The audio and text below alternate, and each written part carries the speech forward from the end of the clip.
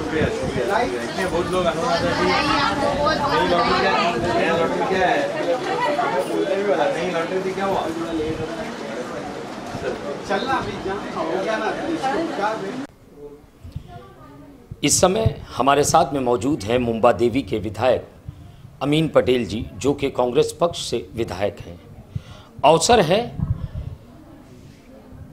प्रजा फाउंडेशन द्वारा एक सर्वे किया जाता है हर साल कि कौन से नगर सेवक ने अपने क्षेत्र में क्या काम किया, कौन से विधायक ने अपने क्षेत्र की जनता के लिए कौन कौन से सवालात जो है पटल पर उठाए और कितनी समस्याएं, उनकी समस्याओं का समाधान निकाला। उसके आधार पर एक रैंकिंग दी जाती है। रैंकिंग के आधार पर तय किया जाता है कि पहले पायदान पर कौन होगा, दूसरे पायदान पर कौन होगा, तीसरे पर कौन होगा और निचले पायदान पर कौन होगा।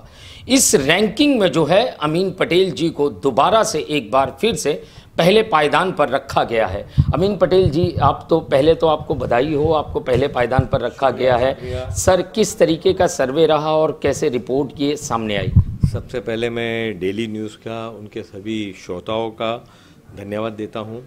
बहुत सारी बधाइयाँ, ढेर सारी मुबारकबाद आपकी ओर से मुझको आई है।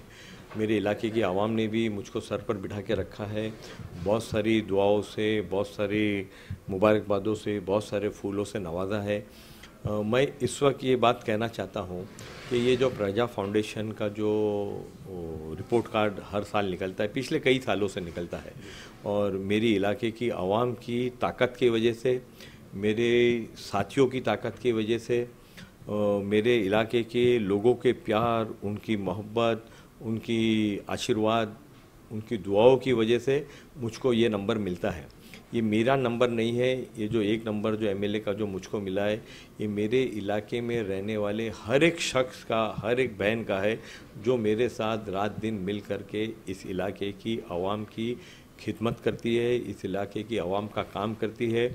मैं तो सिर्फ उनकी आवाज़ हूँ। एमएलए अपनी आवाम की आवाज़ होता है। जो आवाम चाहती है, जो आवाम की समस्या है, उसको लेकर के सदन के अंदर अपनी बात रखना, उनकी आवाज़ को लेके पहुंचना, उनके मसले को हल करना, ये मेरी बेसिक जवाबदारी और मेरी जिम्मेदारी है।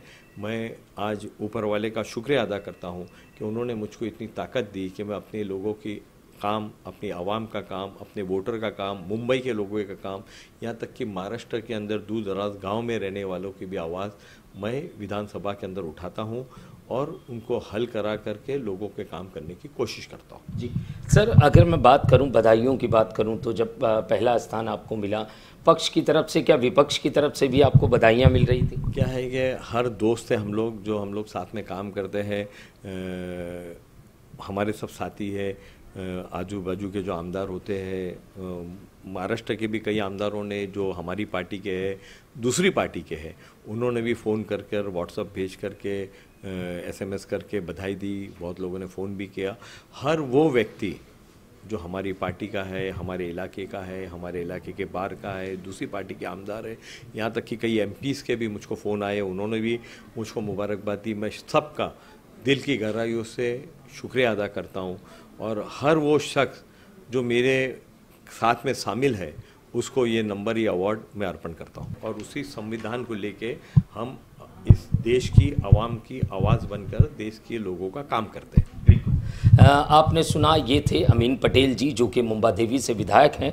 मेरे हाथ में वो पुस्तक है जो कि प्रजा फाउंडेशन द्वारा हर साल जो है ये निकाली जाती हैं, और इसमें आप देख सकते हो ये पहला रैंक दिया गया है और अमीन पटेल जी का फ़ोटो यहाँ पे दिया गया है, और इसमें जो है सारी मापदंड दिए गए हैं जिसके आधार पर ये रैंकिंग दी जाती है, जिसके आधार पर अन्य नेताओं को भी रैंकिंग दी जाती है।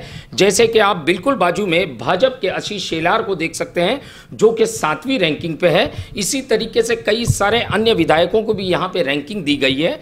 तो जिस तरीके से प्रजा फाउंडेशन एक गैर सरकारी संस्था है जो कि सर्वे करती है और रिपोर्ट निकालती है, चाहे वो सदन से हो या तो बाहर जनता के बीच से हो, कि उनके क्षेत्र का विधायक कितना काम करता है जनता के लिए और कितनी आवाज़ें उठाता है पटल पर, जो है जनता से रिलेटेड। कैमरामैन साटविलकर के साथ शैक्षिक की report, the daily India news, Mumbai.